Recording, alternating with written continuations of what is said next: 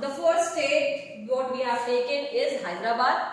Nizamul Mulk Asaf Jah, the founder of Hyderabad state, was one of the most powerful members at the court of the Mughal Emperor Farrukh Siyar. Nizamul Mulk Asaf Jah, Asaf Jah का पूरा नाम था निजामुल मुल्क, जो कि Mughal emperor यानी फारूक सियार जो उस समय के राजा थे, उनके कोर्ट का सबसे पावरफुल आदमी था ये. He was entrusted first with governorship of Awadh and later given charge of the Deccan. So initially he was taking care of the Awadh city and then he got the charge of Deccan area.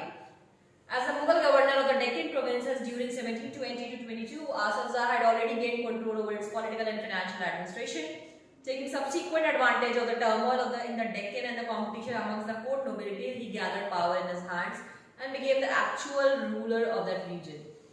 उस समय Deccan area में बहुत सारी चीजें चल रही थी, बहुत आक्रमण हो रहे थे, जो हमने कल पढ़ा भी about Nadir Shah and Ahmad Shah Abdali's invasion. So in those circumstances, Asaf Jah performed really well and he got the power of political dimension and administration, political and financial administration. Fine, and eventually he became the actual ruler of the region. Asaf Jah brought skilled soldiers and administrators from northern India who welcomed the new opportunities in the south. He appointed mansabdars and granted jagheers. Although he was still a servant of the Mughal emperor, he ruled quite independently without seeking any direction from Delhi or facing any interference. The Mughal emperor merely confirmed the decisions already taken by the Nizam-ul-Mulk Asaf Jah. So what was that policy of Asaf Jah? What was the technique, how he handled to become so powerful? First of all, he focused about the army, so he bought the skilled soldiers and administrations from northern India. These were the new people who joined his reign and got the new opportunities in the south. They all were appointed as a mansabdars and they were given land area as a jagir. But Asaf Jah himself was one of the powerful member in the Mughal Empire. Although the instructions what he has to follow, it has to be come from the king.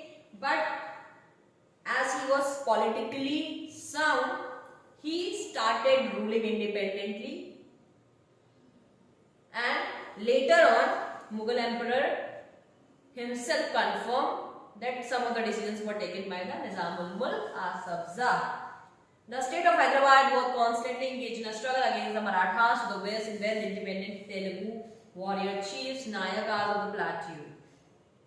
तो जो हैदराबाद की जगह थी, basically that land, there was a struggle going on between the Marathas and the Telugu people. The ambitions of the Nizam-ul-Mulk Asaf Jah to control the rich textile producing areas of the Coromandel coast in the east were checked by the British, who were becoming increasingly powerful in that region. So you all know that Coromandel coast lies into that coastal plain area and it was controlled by the British because it was one of the important port for the trade purpose. So Nizam-ul-Mulk also tried to control that area because that was rich textile producing area. Fine. So he was knowing because it will generate revenue and it will be good for him to show his power. Now, this was all about the Hyderabad. I hope this is all clear to you. You have seen his technique, you have seen his vision and how he became the main person of Hyderabad. Clear? Ma'am, which port he want to get? What happened, Vivek? Ma'am, which port he want to control? No port, Coromandel coast. Okay, ma'am.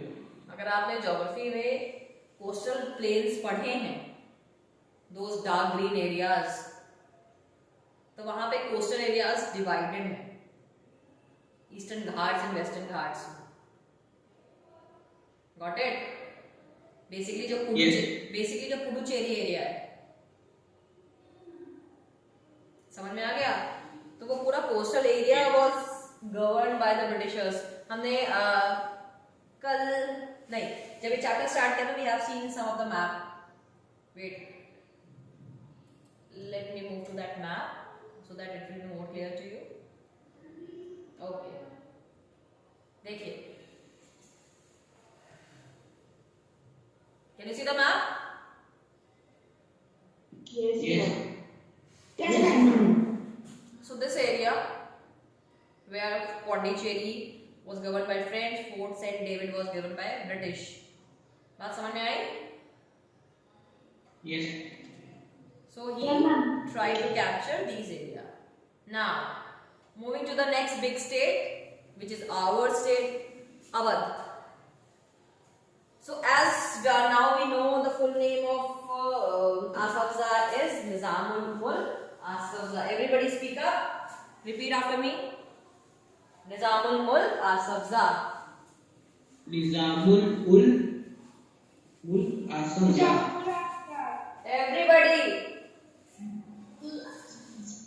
Louder. Yes, louder. Nizamul Mulk Asafza. Founder of Hyderabad. Okay. So now coming to the next new name, that is Burhanul Mulk Sadat Khan. So this is the full name of Sadat Khan, who founded the Awadh area. Now Burhanul Mulk Sadat Khan was appointed Subedar of Awadh in 1722 and founded a state which was one of the most important to emerge out of the breakup of the Mughal Empire. Awadh was a prosperous region controlling the rich alluvial Ganga plain and the main trade route between North India and Bengal. Burhanul Mulk also held the combined offices of Subedari, Diwani and Faujdari. In other words, he was responsible for managing the political, financial and military affairs of the province of Awadh. So now you all understand that which region we are talking about when we talk about the rich alluvial Ganga plain. Yes, can you relate with this? Yes, ma'am. Fine. So that was the main importance, just because the Ganga plain was so rich for the farming purpose. It was already a revenue generating area and it was the main trade route between North India and Bengal. Burhanul Mulk was taking care of all the dimensions which were running separately, Subedari, Diwani and Faujdari. So in other ways it can be said he was taking care of the political, financial and military affairs of Awadh. Now Burhanul Mulk tried to decrease Mughal influence in the Awadh region by reducing the number of office holders, Jagirdars, appointed by the Mughals. He also reduced the size of Jagirs and appointed his own loyal servants to vacant positions.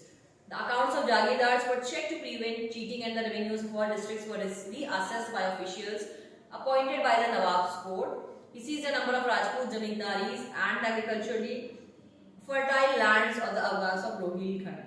So basically, how did he reach to that position?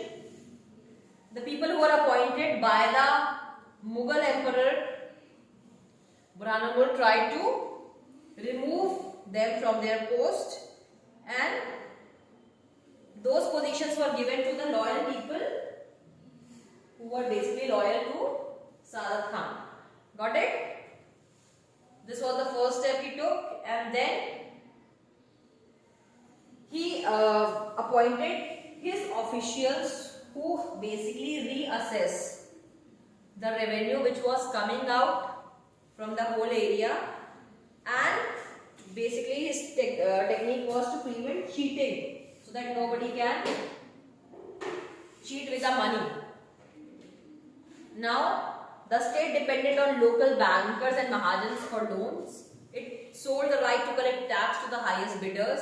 These revenue farmers, Ijradars, agreed to pay the state a fixed sum of money. Local bankers guaranteed the payment of this contracted amount to the state. In turn, the revenue farmers were given considerable freedom in assessment and collection of taxes. These developments allowed new social groups like moneylenders and bankers to influence the management of the state's revenue system, something which had not occurred in the past. So basically, whatever the revenue was generated, because you all know this is a grain producing area, for that they need the loans. So what did he do? He appointed Ijradas. Ijradas were the revenue farmers. What they do? They get a money from the people, and whatever money they produce, like whatever revenue they generate, they tell them to pay the fixed amount of money. Likewise, what happens to the bank? If we lend some money from the bank, we return the money along with the interest. Fine. So here they promise that I will give this much money to you as a repayment. Fine. So that is why the new term was there. Can you highlight this word Ijradas? Okay. So you need to be clear, like Mansabdar, Subadar, and now Ijradas. So this was something, a very new concept which was not taking place earlier before Saadat Khan, and this created a lot of revenue to the part of Awadh, and how Saadat Khan became so strong in that area. Moving to the next state, that is Bengal. Bengal gradually broke away from Mughal control under Murshid Quli Khan, who appointed as the Nair, deputy to the governor of the province. Mark this line. Who was Murshid Quli Khan? He was a Nair deputy. Basically the post was Nair, जो कि वहां के जो governor होता था, province का जो सूबे का हेड होता था, उसका डेप्यूटी होता था. Fine.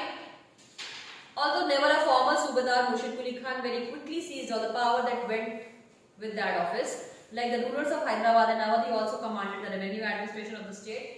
In an effort to reduce Mughal influence in Bengal, he transferred all Mughal Jagirdars to Odisha and ordered a major reassessment of the revenues of Bengal. Revenue was collected in cash with great strictness from all zamindars. As a result, many zamindars had to borrow money from bankers and moneylenders.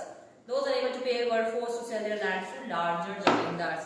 So basically, the same technique which was followed by the Saadat Ali Khan and Asaf Ali Shah, he also participated in the revenue dimension and started reassessing all the money which was collected before him, and the collection of revenue became more stricter. So those who were not in that position to repay the money, they were forced to sell their lands to larger zamindars.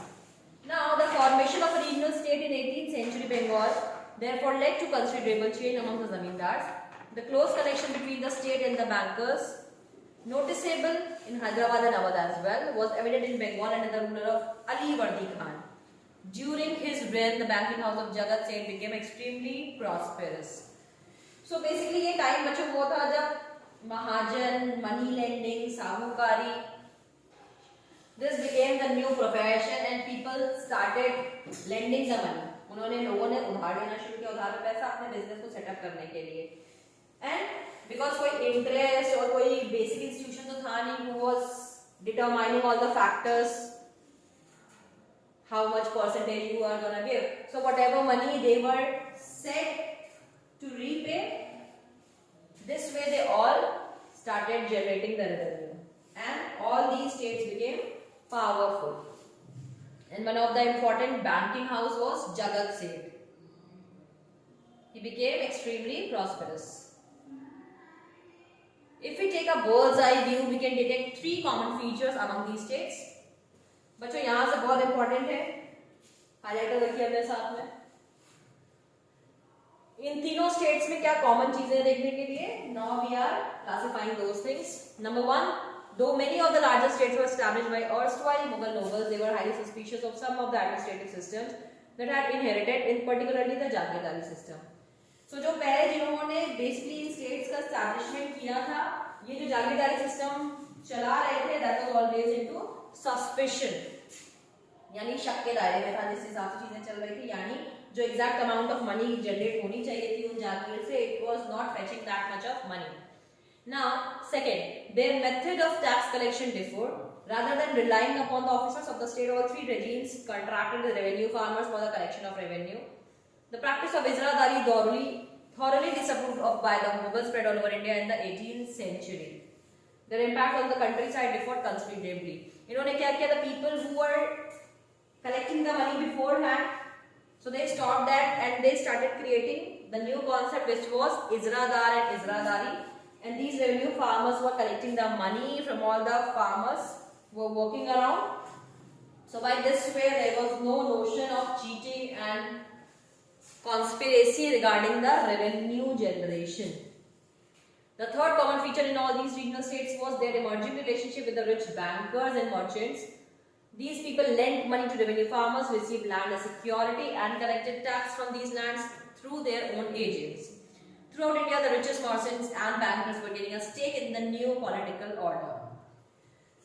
So, a new kind of concept came, like the big merchants came into existence and they started giving money to the revenue farmers so that they can do their farming and they can repay the money, which was basically twice whatever money they lent it from the merchants. So by this thing, all the merchants, the richest, they all became more richer, and these merchants got the new ranks in the political order. Fine? ये तीनों point समझ में आए आपको?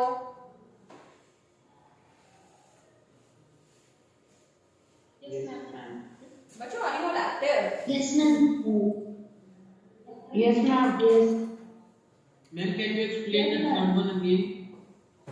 बेटा इन्होंने क्या किया, एक नए नए जो ये थे, जो धनी लोग थे, यानी जो आपके जैसे बिजनेस क्लास समझ लो, इनके पास बहुत सारा पैसा था, इन्होंने क्या किया, जो इजरादार थे, जो रेवेन्यू फार्मर्स थे, बेसिकली इन्होंने उनको पैसे देने शुरू किए। रेवेन्यू फार्मर से क्या किया, कोई इंटरेस्ट रेट नहीं था, कोई टर्म्स एंड पॉलिसी नहीं थी, उन्होंने ये कहा कि मैं तुमको अगर 1 लाख रुपए दे रहा हूँ, तुम हमको इसके बदले में जो पैसा वापस करोगे वो 4 लाख रुपए करोगे, ठीक है। तो कोई रूल्स रेगुलेशंस नहीं थी। रेवेन्यू फार्मर्स ने क्या किया कि ठीक है, दे लेंडेड द मनी, उन्होंने उधार ले लिया and they started creating revenues by the small farmers and bye their own crops. बात समझ में आ गया? सो अगर 1 लाख के बदले में किसी को 3 लाख 4 लाख रुपए बन रहे हैं, तो ये जो मर्चेंट्स है, जो सौदागर या व्यापारी जिनको आप कहते हैं, इनको क्या हुआ, हद से ज्यादा पैसा मिल रहा था, है ना। तो ये एक नया प्रोफेशन बन गया, पैसे लोन देना, पैसे उधार देना। आज की डेट में भी यू कैन सी, अब तो ये कंडीशन आ चुकी है हमें देश में कि 1000 रुपए का भी लोन मिलने लगा है। बात समझे? Like we are living in that society, if you want 500 rupees as a money, ये नहीं कि अपने दोस्त से लेना पड़ेगा, मतलब there are small units which are running like this, जिससे आप 1000 रुपए का उधार ले लो। सो दिस ये मनी लेंडिंग प्रोसेस जो है, ये जो उधार में पैसे देना, ये जो बड़े बड़े बैंक देते हैं, चाहे वो आरबीआई हो, चाहे वो एसबीआई हो, ये मनी लेंडिंग का प्रोसेस ये आया यहाँ से। सो ये जो बड़े व्यापारी थे, ये बन गए बड़े, जितने आज आप बिजनेसमैन देखते हैं, इनके पास जब हम बात करते हैं, इनका रेवेन्यू की बात करते हैं, तो इनका टर्नओवर 135 करोड़ और 200 करोड़ और 1000 करोड़ की हम बात करते हैं। तो ये इतना पैसा आया कहां से? तो उसकी शुरुआत थी यहाँ पे। समझ में आया? Yes ma'am. Clear? Yes, ma'am. तो इसीलिए अगर ये कॉन्सेप्ट समझना है, तो उसके पहले इजरादार को समझना बहुत जरूरी है। रेवेन्यू फार्मर्स बेसिकली ये वो किसान जो थे, खेती कर रहे हैं, सोना उगा रहे हैं, समझे। फसलें जो थी वो बिक रही थी, जो अनाज था वो लोगों में जा रहा था। तो ये इसीलिए कहते थे ना, सोना उगाते हैं किसान खेतों में। तो ये जो सोना उग रहा था, ये जा रहा था इन बड़े व्यापारियों के पास। क्लियर है? Yes, ma'am. Yes ma'am. ये जो अर्नब सिंह का पेज खुला है, बेटा आप कौन सा मधुर संगीत गा रहे हैं और सुना रहे हैं? Kindly control your emotions and focus what we actually doing in the class. This is something difficult. ये ऐसा नहीं है कि मैथ्स का कोई सम है जो मैंने अभी समझा दिया और आपके दिमाग में बैठ गया। You really need to focus. Got it? अगर एक भी लाइन आपकी आगे से पीछे मिस हुई ना, तो पूरी स्टोरी आपके दिमाग से वैनिश हो जाएगी। Got it?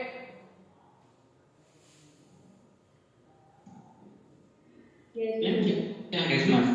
Yes, ma'am. Yes Vivek? Ma'am क्या भी डाल क्यों अब भूल गए जागीरदार कौन होते थे, जिनको जागीरें मिलती थी? जागीर क्या होती है? Lands. A small place not from place. where revenue can be collected. ना ना ना, नॉट प्लेस, है ना? The piece of lands which were given to some people and they were working as a Jagirdar of that area. बात समझो, जो आज का हमारा एडमिनिस्ट्रेशन है, whether it is local, state और सेंट्रल, ये अपने आप नहीं आ गया, इसका एस्टैब्लिशमेंट वहां से हुआ। जब हम लोकल डेवलपमेंट की बात करते हैं यानी लोकल एडमिनिस्ट्रेशन की बात करते हैं, तो लोकल एडमिनिस्ट्रेशन में we have 2 units, right? Rural and urban. आपने पढ़ा है ना क्लास 6 में, थोड़ा बहुत बेस आपको बताया गया होगा। तो रूरल एडमिनिस्ट्रेशन में वी हैव ग्राम पंचायत, ग्राम सभा, राइट? उसका एक सिस्टम है। Same happens with the town area also. बात समझ में आई? तो जैसे वहां पे वो है ब्लॉक लेवल पे चीजें हैं, उसके नीचे जिला लेवल पे है, उसके नीचे तहसील लेवल पे है, तो ये जो एक सिस्टम बना, ये नाम आज के नहीं दिए हुए हैं, ये नाम तभी से चल रहे हैं। अभी आप बेसिकली क्या देख रहे हैं? आप मॉडर्न इंडिया की तरफ धीरे धीरे बढ़ रहे हैं। आप क्लास 8 में जाएंगे तो आपको ये जो सारा एडमिनिस्ट्रेशन है, ये जो सारे नाम है, ये आपको लगता है अचानक से क्यों आया, हम इसको कचहरी क्यों कहते हैं, हम इसको ये क्यों कहते हैं, कुछ चीजों के नाम बहुत सटल है। तो ये नाम ऐसा नहीं कि मॉडर्न पीरियड में किसी ने सोचा अचानक से उनका नाम डिफाइन कर दिया, है ना? सूबेदारी, दीवानी, फौजदारी, ये आज भी है। लोअर कोर्ट क्या है? लोअर कोर्ट्स में 2 तरीके का काम होता है, दीवानी एंड फौजदारी, यानी civil and criminal matters.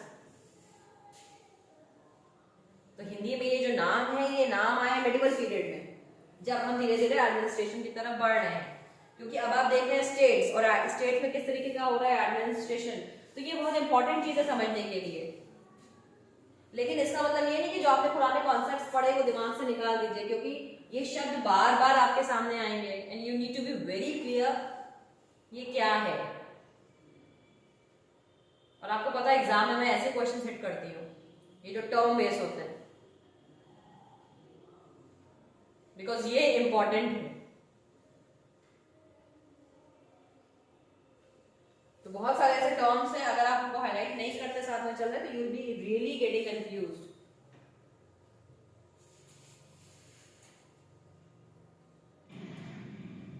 Now, the Vatan Jagirs of the Rajputs. So now we have seen the first category, who were the loyals to the Mughals. We have seen all 3 states which were keeping a good relationship with the Mughal Empire. Now coming to the second category, जो हमने पहले grounds देखे थे on which states were formed. तो first ground के तीनों states हमने cover कर लिए। अब हम आ गए second zone में, यानी the Vatan Jagirs of the Rajputs, जो कि मुगल एम्परर के टाइम में भी इंडिपेंडेंटली हैंडल कर रहे थे अपने सारा चीजों को, एडमिनिस्ट्रेशन को। Now let's see. Many Rajput kings, particularly those belonging to Amber and Jodhpur, had served under the Mughals with distinction. In exchange, they were permitted to enjoy considerable autonomy in their Vatan Jagirs. In the 18th century, these rulers now attempted to extend their control over adjacent regions. Ajit Singh, the ruler of Jodhpur, was also involved in the factional politics at the Mughal court. नाम mark करिए, he was a ruler of Jodhpur. तो जो यहाँ के क्षत्रिय थे, राजपूतों की हम बात कर रहे हैं, तो इन राजपूतों ने मुगल को बेसिकली आर्मी प्रोवाइड की थी, इनके लिए फाइट किया था, इनके साथ वॉर की थी। सो इसलिए मुगलों ने इनको ये ऑटोनॉमी दे रखी थी कि आप अपने एरियाज में आराम से रहिए, अपने तरीके से चलाइए, कोई दिक्कत नहीं है। बात समझ में आ गई? But eventually what they started thinking that whatever the adjacent area we were having, we should be reunited and we can declare themselves as a different state. Now, these influential Rajput families claimed the Subedari of the rich provinces of Gujarat and Malwa. Raja Ajit Singh of Jodhpur held the governorship of Gujarat and Savai Raja Jai Singh of Amber was governor of Malwa. ये सब mark करते जाइए बच्चों, कौन कहां से था. These offices were renewed by Emperor Jahandar Shah in 1713. They also tried to extend their territories by seizing portions of imperial territories neighboring their watans. Nagaur was conquered and annexed to the house of Jodhpur, while Amber seized large portions of Bundi. Savai Raja Jai Singh founded his new capital at Jaipur and was given in the Subedari of Agra in 1722. Maratha campaigns into Rajasthan from the 1740s, but severe pressure on these principalities and checked their further expansion. ठीक है, क्या हुआ? ये कुछ लोग थे जिन्होंने क्या किया, इनकी जो जागीरें थी, इनकी जो वतन जागीरें मिली हुई थी, क्योंकि ये वतन के लिए काम कर रहे थे, इसलिए इन्होंने क्या किया, जो आसपास का जो एरिया था, जो आसपास की जागीरें थी, जिसका कंट्रोल इनको मुगल एम्परर के द्वारा नहीं दिया गया था, they tried to annex them, and some of the annexation they did and they succeeded, like Bundi, and then Savai Raja Jai Singh founded a new capital at Jaipur. यानी जो जयपुर जगह है आपकी, जो कैपिटल बना राजस्थान का, that was established by Savai Raja Jai Singh. समझ में आ गया? उसके बाद मुगल एम्परर का इनके ऊपर इतना प्रेशर आ गया, they stopped their expansion. So likewise, if you will be moving in Rajasthan, you will be finding these names like Raja Ajit Singh and Savai Raja Jai Singh. If you have been, you must have checked. Even in this area, ये पढ़ भी सकते हैं. Savai Jai Singh, the ruler of Amber, constructed 5 astronomical observatories, one each in Delhi, Jaipur, Ujjain, Mathura, and Varanasi, commonly known as Jantar Mantar. These observatories had various instruments to study heavenly bodies. तो सवाई राजा जय सिंह ने क्या किया था? Observatories बनवाई थी. किस लिए? जो हेवनली बॉडीज थी, प्लैनेट्स थे हमारे, जो सोलर सिस्टम में चीजें थी, उनको देखने के लिए. किस 5 जगह पे बनाई थी? दिल्ली, जयपुर, उज्जैन, मथुरा एंड वाराणसी.